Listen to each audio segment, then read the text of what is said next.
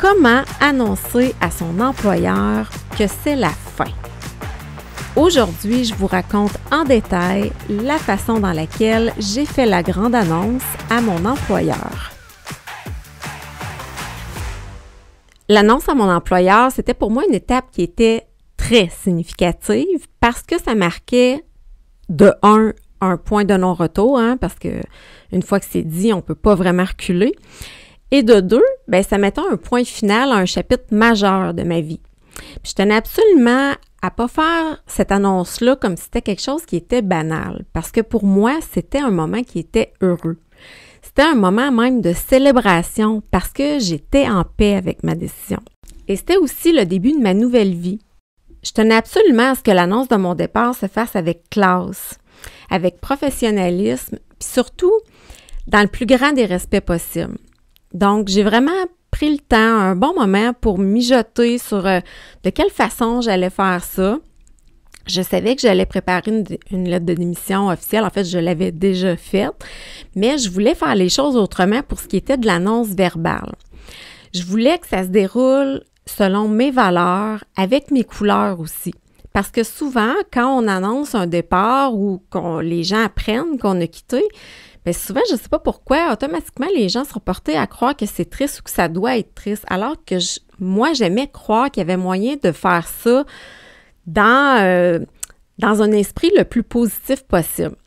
Donc, avant de tomber dans les détails de l'annonce comme telle, je veux juste faire une petite parenthèse parce que sinon, j'ai peur que vous ne compreniez pas trop pourquoi j'ai fait ce que j'ai fait de cette manière-là. Vous allez voir, ça va faire du sens par la suite. Donc, dans l'année qui a précédé mon départ, je vous l'ai déjà mentionné dans d'autres épisodes, j'ai eu recours à de l'aide professionnelle parce que j'ai eu besoin de me refaire une santé physique, une santé mentale. Puis à part cette forme d'aide-là que j'ai obtenue, je vous dirais à peu près environ 6 mois après le début de mon arrêt de travail, je me suis mise à chercher d'autres sources d'inspiration, d'autres modèles, parce que j'avais besoin d'aide pour imaginer puis créer un avenir qui allait être pleinement à mon image cette fois-ci. Je voulais vraiment pas me tromper. Et c'est à ce moment-là que j'ai fait la rencontre de Payette. Je ne sais pas si vous connaissez l'entreprise Payette. Je vous mettrai les liens dans la description si jamais vous êtes intéressé à aller chercher un petit peu plus d'informations. Mais pour vous résumer ce qu'est Payette en quelques mots, tout d'abord, c'est une entreprise qui a été fondée par Mélissa Normandin-Roberge, qui est une entrepreneuse de la région de la Mauricie, que je qualifierais comme, disons, multidisciplinaire, parce que c'est une femme qui est musicienne, elle est aussi chanteuse, elle a été propriétaire d'une école de musique pendant quelques années.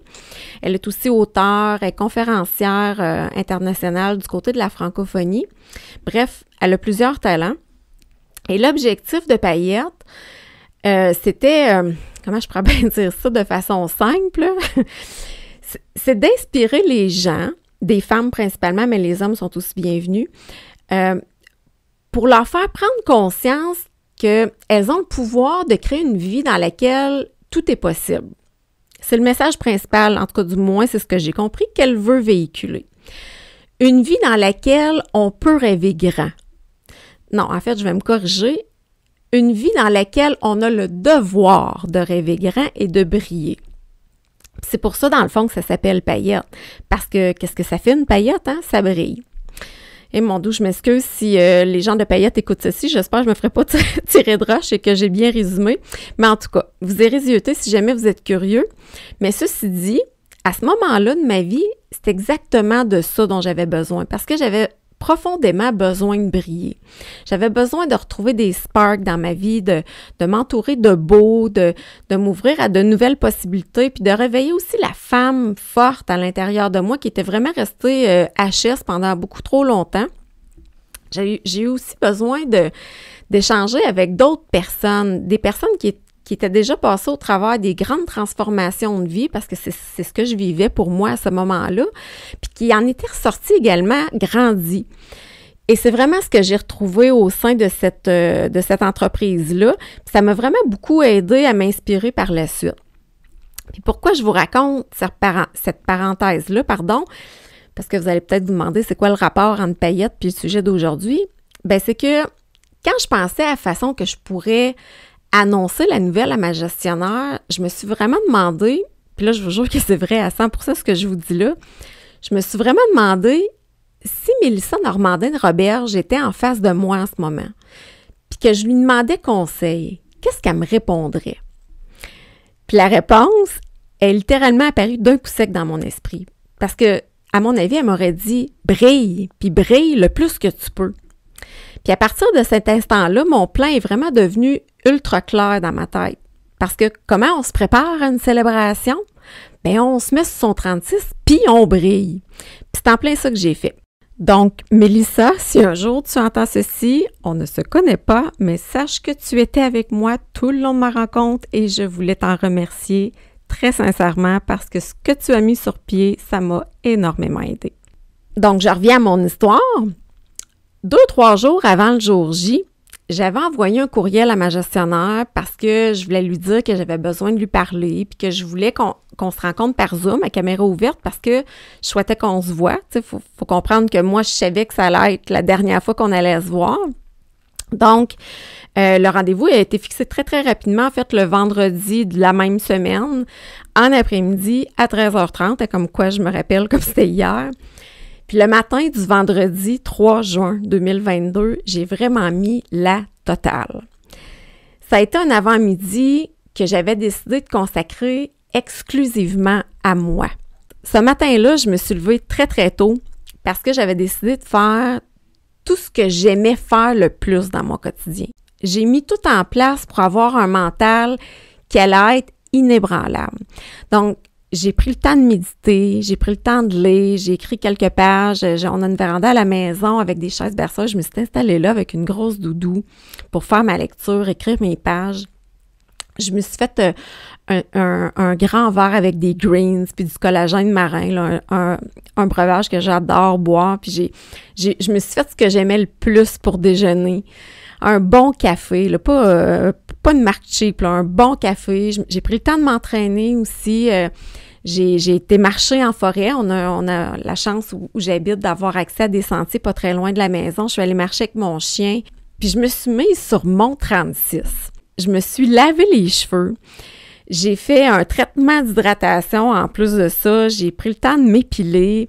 Puis après ça, vraiment, là, je me suis chouchoutée, là, mais comme genre trop, là, pour une rencontre professionnelle. J'ai vraiment pris un gros soin de ma peau. Je me suis exfoliée. J'ai même mis des patchs en dessous de mes yeux pour être certaine d'être top shape, là, tu sais, visuellement parlant.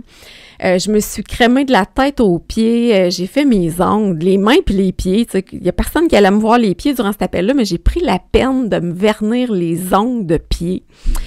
J'ai même mis des bandes blanchissantes sur mes dents. J'ai coiffé mes cheveux, mais vraiment plus que requis.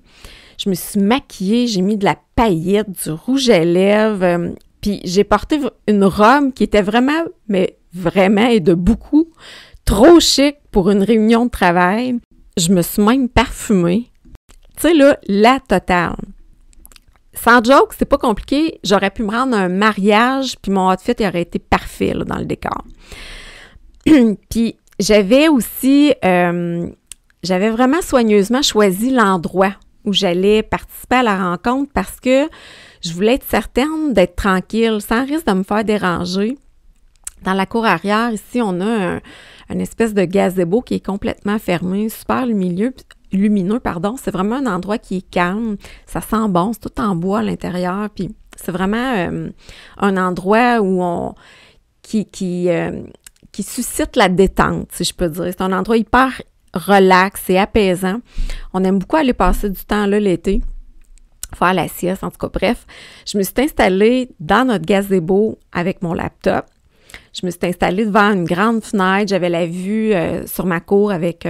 on a un grand terrain dans la cour, fait que je voyais ça de ma fenêtre. J'avais apporté un grand verre d'eau. Je m'étais même mis de la musique de fond calme avec ma boîte de Kleenex pas loin, je sais pas au cas où.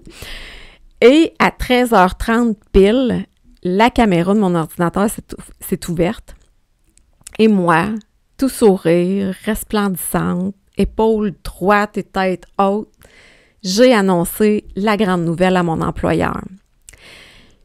Puis je me souviens encore de la première réaction de ma gestionnaire qu'elle a eue quand elle m'a vu apparaître à son écran, combien elle me trouvait rayonnante. Elle me l'a dit, elle disait que j'avais l'air bien. Puis pendant toute l'heure qui a suivi, j'ai vraiment pris le temps de lui exprimer, clairement puis calmement, puis dans les détails surtout, toutes les étapes au travers desquelles j'étais passée durant la dernière année, le cheminement que j'avais fait, les prises de conscience que j'avais eues, puis qui m'avaient amené éventuellement à prendre cette grande décision-là. J'ai pris le temps de répondre à ces questions parce qu'une annonce comme ça suscite beaucoup de réactions. Ça peut susciter également des interrogations, puis il y en avait eu du côté de mon employeur. Entre autres, la crainte que ce soit passé quelque chose, qu'il n'y avait pas des non-dits, tu sais, puis c'était pas le cas du tout. En fait, c'était vraiment ma décision. Donc, c'était vraiment important que je prenne le temps de rassurer l'employeur par rapport à ça, mais aussi que je prenne le temps de bien exprimer ce que je ressentais.